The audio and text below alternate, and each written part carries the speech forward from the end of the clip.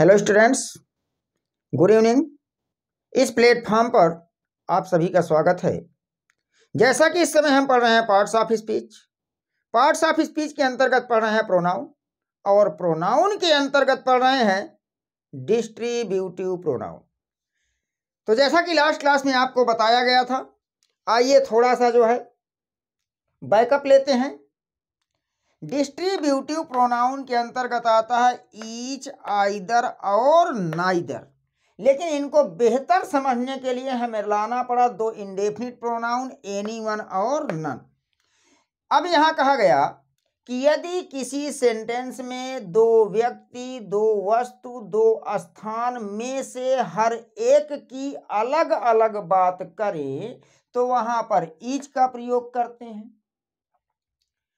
इसके बाद अगर फिर बात करें कि दो व्यक्ति, दो वस्तु, दो स्थान में से किसी एक का चुनाव करें तो आइदर का प्रयोग करते हैं। दो व्यक्ति, दो वस्तु एवं दो स्थान में से किसी का चुनाव नहीं करते तो नाइदर का प्रयोग करते हैं। नाइदर कैसा सेंस देता है? तो निगेटिव सेंस देता है। अब ये तो दो की चर्चा हमने कर लिया। चर्चा करें दो से अधिक की, तो जब दो से अधिक व्यक्ति, वस्तु एवं स्थान में से हर एक की अलग अलग बात करें तो ईच का प्रयोग करते हैं। दो से अधिक में से ना, दो व्यक्ति से अधिक, दो वस्तु से अधिक, दो स्थान से अधिक में से किसी एक व्यक्ति, वस्तु या स्थान का चुनाव करें तो एनीवन का प्रयोग करते हैं। दो से अधिक व्यक्ति, वस्तु एवं स्थान में से किसी का चुनाव यदि ना किया जाए तो नन का प्रयोग करते हैं। नन अपने आप में क्या देता है? निगेटिव सेंस देता है। चलिए अब हम जो है इनके कुछ और बातें देख लेते हैं। यहां पर तो आपने देखा कि आइदर, एनीवन पॉजिटिव सेंस देते हैं, नाइदर एवं नन निगेटिव सेंस देते हैं। अब यहाँ पर हम कुछ महत्वपूर्ण बातों पर चर्चा करेंगे। वो महत्वपूर्ण बातें कौन कौन सी हैं उनको हमें देखना है। तो सबसे पहले आप देखिए कि आपका ये जो ईच है, आइदर है, नाइदर है, जिन्हें हमने कहा डिस्ट्रीब्यूटिव प्रोनाउन, ये पूरे पार्ट्स ऑफ स्पीच में किसी और भी पार्ट्स ऑफ स्पीच के पार्ट हो सकते हैं। तो ऐसी स्थिति में सबसे पहली बात तो आप ये जानिए कि यदि इनके बाद कोई वर्ब दिखेगी, क्या दिखेगी? वर्ब, तो each, either, anyone, neither, none काम करेंगे प्रोनाउन का। और किसका प्रोनाउन? कौन सा प्रोनाउन बनेंगे? तो ईच, आइदर, नाइदर बनेंगे डिस्ट्रीब्यूटिव प्रोनाउन, जबकि एनीवन और नन बनेंगे इंडेफिनिट प्रोनाउन। वर्ब ना दिख करके आपको क्या दिख जाए? प्रीपोजिशन दिख जाए, तब भी हमारे जो है ईच, आइदर, नाइदर काम करेंगे आपका जो है डिस्ट्रीब्यूटिव प्रोनाउन की तरह है। एनीवन और नन कार्य करेंगे इंडेफिनिट प्रोनाउन की तरह। तो ध्यान दीजिएगा कि अगर कभी आपसे पूछा जाए कि each, either, anyone, neither, none में कौन सा पार्ट्स ऑफ स्पीच है, तो देखना कि क्या इनके बाद कोई वर्ब आ रही है या इनके बाद कोई प्रीपोजिशन। अगर इनके तुरंत बाद कोई वर्ब आती है या इनके तुरंत बाद कोई प्रीपोजिशन आता है तो ऐसी स्थिति में ये बनते हैं आपके प्रोनाउन। ये बात हो गई। फिर कहा जाता है कि each, either, anyone, neither, none ये काम करते हैं सिंगुलर नंबर में। और जब सिंगुलर नंबर में कार्य करें तो यदि इन्हें हम किसी क्रिया का सब्जेक्ट बनाएं तो ये सब्जेक्ट भी कैसे बनेंगे? सिंगुलर सब्जेक्ट बनेंगे। तो अपने बाद आने वाली वर्ब भी कैसी लेंगे? सिंगुलर वर्ब लेंगे। इतनी बातें यदि स्पष्ट हो गई हैं तो ध्यान दीजिए कि each, either, anyone, neither, none के तुरंत बाद वर्ब दिखे या तुरंत बाद प्रीपोजिशन दिखे तो ये काम करेंगे प्रोनाउन का। और ये each, either, anyone, neither, none कार्य करते हैं सिंगुलर नंबर में। तो जब ये सब्जेक्ट बनेंगे तो सिंगुलर सब्जेक्ट बनेंगे, अपने बाद आने वाली वर्ब क्या लेंगे? सिंगुलर लेंगे। चलिए यहाँ तक हमने देख लिया। अब एक स्ट्रक्चर देता हूं, उस स्ट्रक्चर पर जो है डिपेंड करता है, यहाँ से क्वेश्चंस कई बार पूछे गए हैं। तो आइए देख लेते हैं कि each, either, anyone, neither, none. None के बाद यहाँ पर आपका आ जाएगा ऑफ। ऑफ क्या है? एक प्रीपोजिशन। उसके बाद यहाँ पर आएगा प्लूरल नाउन या फिर प्लूरल प्रोनाउन। या तो आएगा प्लूरल नाउन या क्या आएगा? Plural pronoun. अब जो प्लूरल प्रोनाउन आएगा, याद रहे कि ये हमेशा ऑब्जेक्टिव केस में आएगा। किस केस में आएगा? ऑब्जेक्टिव केस में आएगा। क्योंकि नाउन है तो नाउन सब्जेक्ट और ऑब्जेक्ट दोनों में सेम होता है, बट प्रोनाउन है तो सब्जेक्ट और ऑब्जेक्ट में सेम होने की संभावना बहुत कम पाई जाती है, ये डिफरेंट होते हैं। तो यदि प्रोनाउन आपका प्लूरल प्रोनाउन है तो ध्यान रहे कि आपका किस केस में जाना चाहिए? ऑब्जेक्टिव केस में। उसके बाद आपका जो वर्ब आएगा वो वर्ब होगी आपकी सिंगुलर। वर्ब कैसी होगी? सिंगुलर होगी, ध्यान रखिएगा। मैंने कहा कि each, either, anyone, neither, none singular number में कार्य करेंगे, सिंगुलर सब्जेक्ट बनेंगे, सिंगुलर वर्ब लेंगे। यदि each, either, anyone, neither, none के बाद आप आया, आपके बाद प्लूरल नाउन या प्लूरल प्रोनाउन आया, उसके बाद हम देखेंगे तो यहाँ प्लूरल नाउन या प्लूरल प्रोनाउन के अकॉर्डिंग वर्ब प्लूरल रखेगा, जबकि ये वर्ब इस नाउन या प्रोनाउन पर डिपेंड नहीं करती है।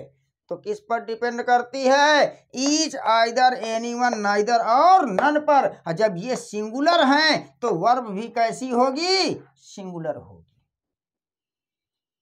चलिए अब कुछ एग्जाम्पल्स के माध्यम से देखते हैं, समझ में आएगा। तो ध्यान दीजिएगा कि ये जो भी आपका each, either, anyone, neither, none आपके जो भी हैं, ये सिंगुलर सब्जेक्ट की तरह कार्य करते हैं। इनके तुरंत बाद वर्ब आए तो ये प्रोनाउन की तरह कार्य करेंगे, या इनके तुरंत बाद जो है कोई प्रीपोजिशन आए तो भी ये प्रोनाउन की तरह कार्य करेंगे। चलिए देख लेते हैं। जैसे कहा गया none is ready. None is ready. अब यहां पर आप देखें, नन आपका एक प्रोनाउन है, तुरंत बाद में क्या आया? इज। इज क्या है? वर्ब प्रोनाउन बन चुका है। कह दिया जाए none can see the wind. None के बाद कैन आया। कैन क्या है? आपका मॉडल वर्ब है, मॉडल ऑक्सिलरीज है, मॉडल ऑक्सिलरी के अंतर्गत आता है। तो नन आप किसका कार्य कर रहा है? प्रोनाउन का कार्य कर रहा है। अब जैसे कहा गया, क्या कहा गया है?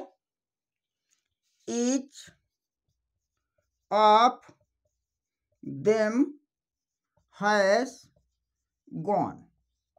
अब यहां पर देखो, ईच के बाद क्या है? ऑफ। ऑफ के बाद क्या है? देम। देम क्या है? प्रोनाउन। किस केस में रखा है? ऑब्जेक्टिव केस में। बट वर्ब क्या लगी है? हैज। और हैज किसके अनुसार आई है? ईच के अनुसार। ईच किस नंबर का सब्जेक्ट है? सिंगुलर नंबर का। तो वर्ब कैसी लेगा? सिंगुलर। इस तरह से। तो ये तो हमने ऐसे समझ लिया। क्वेश्चन आपका कहां से बनता है, मेन वो चीज देखते हैं। तो क्वेश्चन आपका बनता है either anyone, neither, none. Question किससे बनता है? ध्यान दीजिएगा, either, neither, anyone, none. Question यहां से बनता है। करेंगे क्या? उल्टा। यहां पर क्या होगा? दो में से किसी एक का चुनाव करेंगे। यहां क्या होगा? दो से अधिक में से किसी एक का चुनाव करेंगे। यहां पर दो में से किसी का चुनाव नहीं करेंगे। यहां पर दो से अधिक में से किसी का चुनाव नहीं करेंगे। अब उल्टा रखेगा, आइदर लगाना है, एनीवन रखेगा, एनीवन लगाना है, आइदर रखेगा। नाइदर लगाना है नन रखेगा, नन लगाना है नाइदर रखेगा। और इस तरह से हम देख लें कि अगर दो में से किसी एक का चुनाव होता है तो आइदर, दो में से किसी का चुनाव नहीं होता है तो नाइदर, दो से अधिक में से किसी एक का चुनाव होता है तो एनीवन, दो से अधिक में से किसी का चुनाव नहीं होता है तो none.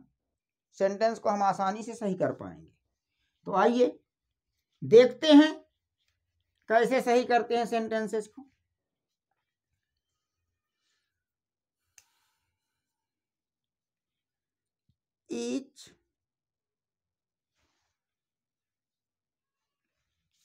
each of the two boys are ready। each of the two boys are ready, कहा कि दो लड़कों में से प्रत्येक लड़का तैयार है। देखो ईच के बाद क्या आया, ऑफ, ऑफ आया, उसके बाद यहाँ पर प्लूरल नाउन आया है, जबकि ईच के अनुसार वर्ब आनी चाहिए। ईच कहाँ जाएगा, सिंगुलर नंबर में, तो वर्ब कैसी होनी चाहिए आपकी, सिंगुलर। ईज करेंगे सेंटेंस आपका सही हो जाएगा। ये तो प्रत्येक की बात कर लिया। जैसे आगे चले फिर कहा जाए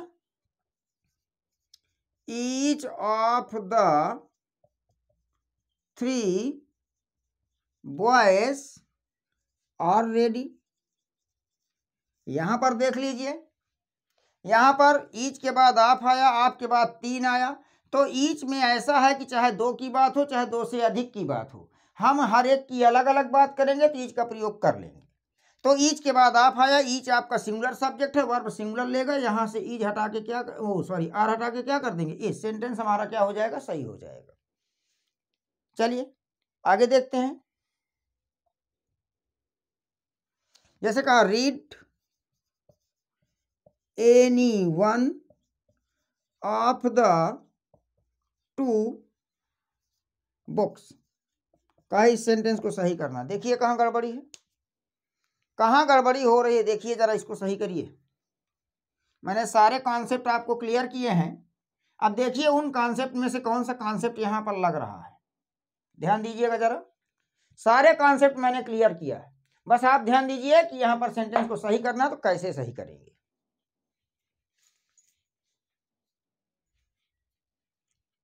तो देखिए यहां पर क्या कह रहा, टू, और यहां क्या लगा है, एनीवन। कहने का मतलब है कि चुनाव होगा, क्योंकि आइदर और एनीवन में चुनाव होगा, ये बात एकदम सत्य है। और यहाँ बात हो रही है दो की, और जबकि एनीवन का प्रयोग होता है दो से अधिक के लिए। तो एनीवन को हटा करके यदि यहाँ पर आइदर रख दिया जाए तो सेंटेंस हमारा सही हो जाएगा। जैसे यहाँ पर कह दिया जाए none of the two pens write well. चलिए यहां पर देखिए सेंटेंस में कहां गड़बड़ी हो रही है, खोजिए जरा कहां पर प्रॉब्लम आ रही, देखिए। तो पहली बात तो यहां क्या लिखा है, टू, और जब टू लिखा है और यहां क्या लिखा है, नन, तो कहने का मतलब चुनाव नहीं होगा। और जब चुनाव नहीं होगा तो इसमें आते हैं दो, नाइदर और नन। अगर दो की बात है तो नाइदर, दो से अधिक की बात है तो नन। यहां पर दो की बात हो रही है, नन को हटा के क्या लिखेंगे, नाइदर। ये बात स्पष्ट हुई। उसके बाद नाइदर के बाद क्या रहा है, ऑफ। यहां पेंस है, पेंस के अकॉर्डिंग वर्ब लगाया प्लूरल, जबकि नाइदर आपका, आपके पहले each, either, neither, anyone, none के बाद आप आ रहा है, तो मेन सब्जेक्ट यही बनते हैं आपके पहले जो रखे होते हैं, और ये सब्जेक्ट सिंगुलर होते हैं तो वर्ब सिंगुलर होगी। अतः राइट तो आपका प्लूरल वर्ब है, क्या कर देंगे, राइट्स कर देंगे, सेंटेंस आपका सही हो जाएगा। Neither of the two pen writes well. Next देखते हैं।